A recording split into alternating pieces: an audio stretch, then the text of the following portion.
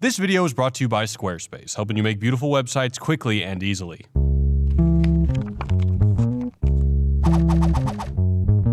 Hey Wisecrack, Jared here. Today we've got a self-aware, fourth-wall-breaking spectacular for you. That's right, we're talking about Deadpool. Deadpool is experiencing unprecedented popularity in mainstream media. The film is the highest-grossing R-rated movie ever and the biggest opening for Ryan Reynolds. But I guess that part isn't really a surprise. How has this film achieved such success despite shirking the traditional superhero formula? Bob? I haven't seen you since Jacksonville. Fighting for the greater good? Nope. Selfless? Not really. Fun for the whole family? I'm touching myself tonight. No. For a Marvel character who's an overt ripoff of a DC competitor who constantly makes fun of the medium that he inhabits, the merc with a mouth is doing pretty well for himself. Deadpool's popularity represents a trend in media that may be gaining steam lately, but is otherwise quite old. And it all has to do with a 400-year-old book. Sort of. I'm an arrogant asshole, and welcome to this Wisecrack Edition on the philosophy of Deadpool. Part 1. Achieving fuck it. You finally hit fuck it. There are a few defining features that set Deadpool apart from the rest of the Marvel Universe. He's an inveterate wise-ass. Long sullen silence or mean comment? He knows he's a superhero and is, as a result, constantly breaking the fourth wall and commenting on comic book tropes and culture. Let's pro-con this superhero thing. Pro. They pull down a gaggle of ass. Local dry cleaning discounts, lucrative film deals, both origin stories and larger ensemble team movies. Deadpool takes nothing seriously. Oh, the dinosaurs feared the T-Rex. Even the ad campaign for the film was imagined in an entirely Deadpoolian fashion. The film's Valentine's Day ads were simultaneously a great way to troll soon-to-be furious partners and a setup for a self-referential joke. Super penis. They even created a Tinder profile. Perhaps the best way to describe Deadpool is as a postmodern work. Let me explain.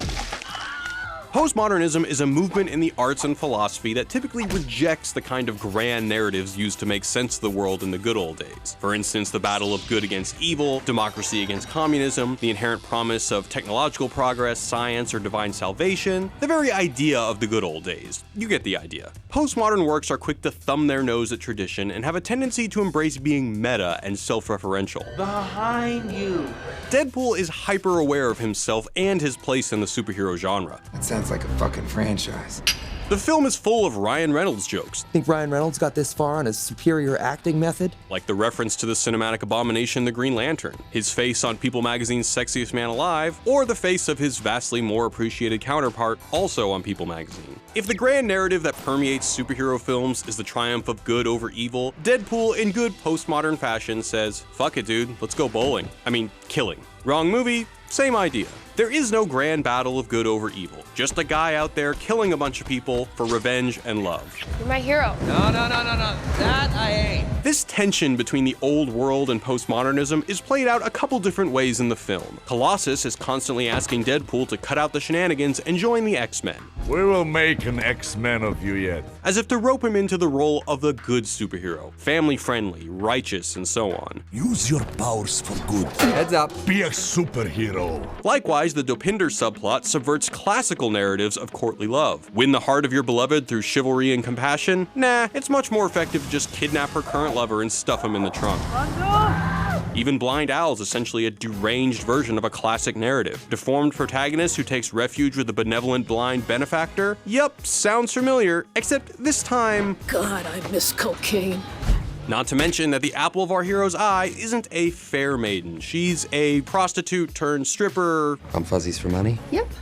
Yeah. In this way, Deadpool can be seen as a spiritual successor to a 400-year-old novel that also made fun of the heroes of its time, employed meta-narratives, and is called by some a proto-postmodern work, Don Quixote. Remember that the story of Don Quixote is the tale of a fictional author who discovered the fictional accounts of Don Quixote, a story within a story, way before the Blair Witch Project. Don Quixote understands that he's being written about, That guy over there came in looking for you. I don't know, might further the plot. and the fictional author retelling his tale constantly breaks the fourth wall. At one point in Don Quixote, the story just cuts off when the fictional author claims the rest of the story was lost. We're not saying this parallel is intentional, but it is worth noting that Deadpool kills Don Quixote in the comic books. To grasp Don Quixote's relation to Deadpool, we have to understand its historical context. Don Quixote was written at a time when radical skepticism of the existing order started to bud in popular society. It was written just before the Enlightenment gripped Europe, which would respond to this skepticism by touting the virtues of rationality and and science. But Don Quixote wasn't setting out to invent a new ideology. He just wanted to have a few laughs at the expense of Spanish society. Deadpool signals a similar disenchantment with all those righteous narratives in our society. But this time, it's a little different, and whether or not it's a good thing is up for debate.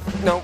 Part 2, Ironic Distance and Cynicism. In a recent interview, Joss Whedon, the man behind such self-aware titles as Firefly, Buffy, and The Avengers, finds in Indiana Jones a microcosm for all that's wrong with today's culture. In the original Indiana Jones film, our protagonist famously deals with a gratuitous display of swordsmanship with a modest display of marksmanship.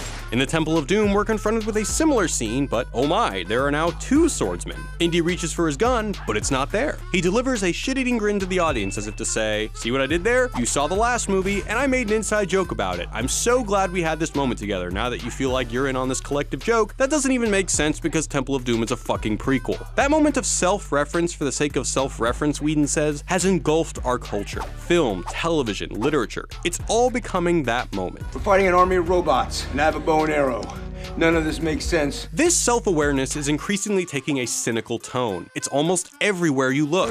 In the new Tarzan trailer, a reboot/remake/adaptation that nobody asked for, Jane overtly references the fact that she's playing the tired role of a damsel in distress. I need you to scream for me. Like a damsel. Now, what really chaps my ass about this is that the film is recognizing that it's using tired, recycled tropes, but instead of doing something new, it simply apologizes for it and expects us to perceive this self-awareness as something clever and new. Rambo is a pussy. The end of Star Trek Into Darkness is just an excuse to say, hey, remember this great scene in cinema? Now it's opposite day. 22 Jump Street is the exact same plot as 21 Jump Street, but it's okay because we can all collectively identify with Ice Cube for calling them out on their bullshit. It's the same case. Do the same thing. Or as South Park frames it, it's Jim carrying whatever, you'll pay to go see it. You, July 12th. As if to out-meta each other, this cynical attitude has transcended self-reference into self-effacement. Hollywood, that decrepit machine fueled by the ideas of yesteryear, is always stuck referencing itself. I swear to God, I will find you in the next life, and I'm gonna boombox Careless Whisper outside your window. In an effort to reinvent itself while still remaining the same, it gleefully acknowledges its lazy cliches with a wink and a nod. I think it's happened again. Like in Tarzan, or by employing irony to undercut a dramatic moment. We're all standing up now. Bunch of jackasses standing in a circle. Deadpool does both. It breaks the fourth wall to let us in on the joke, and it avoids serious drama like the plague. I was molested. Me too, Uncle. Uncles. Hollywood still employs familiar structures and tropes, but distances the audience from any kind of sincerity so that it feels new. I just want to get to know the real you, not the two-dimensional sex object peddled by Hollywood. Yeah.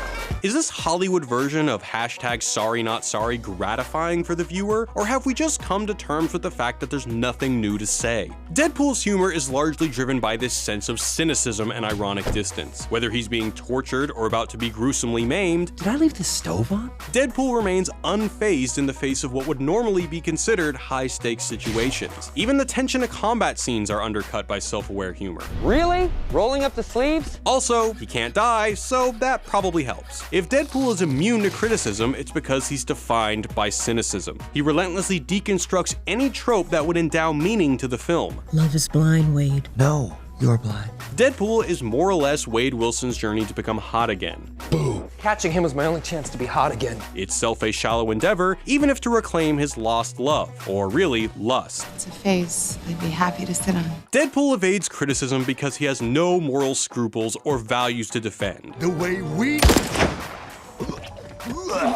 His identity is purely reactionary. He risks nothing. He just makes fun of everything. Okay, guys, let's get out there and make a difference. Deadpool doesn't claim to be a good guy. The film has zero fucks to give. Its ad campaign doesn't take itself seriously, and the movie points out its own glaring flaws. The overuse of superhero tropes. Superhero landing. You gotta do a superhero landing.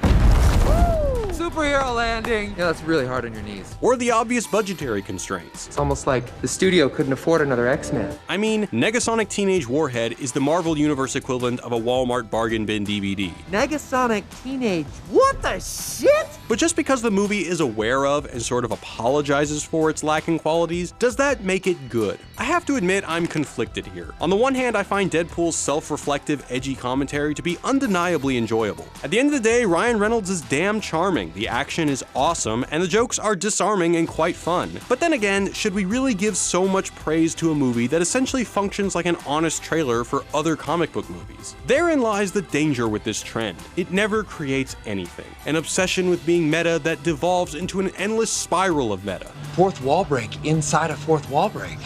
That's like 16 walls. In this way, Deadpool isn't entirely dissimilar from another cultural movement, one that ironically loves the cliche, endlessly recycles culture, and constantly positions itself against the mainstream. Hipsters. As Douglas Haddow once aptly noted, the danger of the hipster is the end of Western civilization itself, a culture lost in the superficiality of its past and unable to create any new meaning. Deadpool isn't reinventing the superhero genre, it can only exist to make fun of the genre.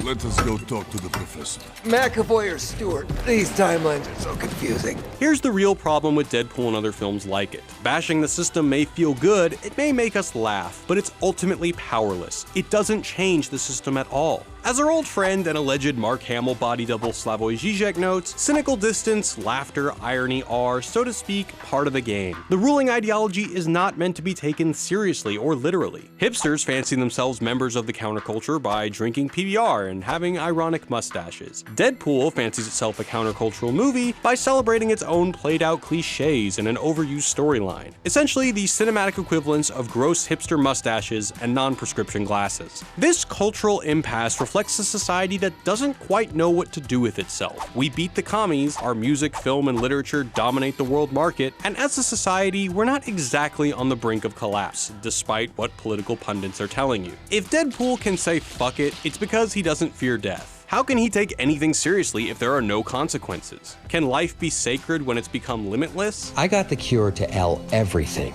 Hell, if the superhero genre survived these dumpster fires, then maybe it can't die either. So fuck it, why not break all the rules? Hear the music. Interestingly, the very sanctity breaking of the comic book was inspired by a similar problem, except rather than feeling that Deadpool the comic was uncancelable, they felt it would be cancelled at any minute. What ensued was a similar attitude of fuck it. If the comic was already dead, why not write it like nothing mattered? If we as a society can say fuck it, perhaps it's because death or any real existential threat has become either so distant or so close that we no longer care. So where does Deadpool land in our cultural landscape? Does it just use the fourth wall breaking to put a shiny makeover on the same old shit? Is it the ultimate cynical film, or does it actually achieve something new? It's over. Go home.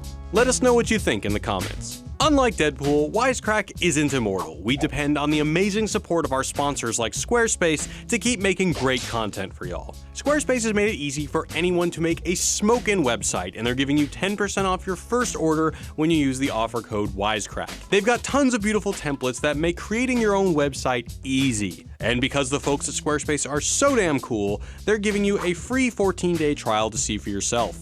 So go to squarespace.com/wisecrack or use the link in the description below to sign up today. Make sure to use the offer code Wisecrack to get 10% off your order. And we're constantly working on new videos, so poke Deadpool's chimichanga and you'll be taken to our channel page where you can check out our other videos and hit the subscribe button if you haven't already. I mean, it wouldn't be a bad idea. As always, thanks for watching. Peace.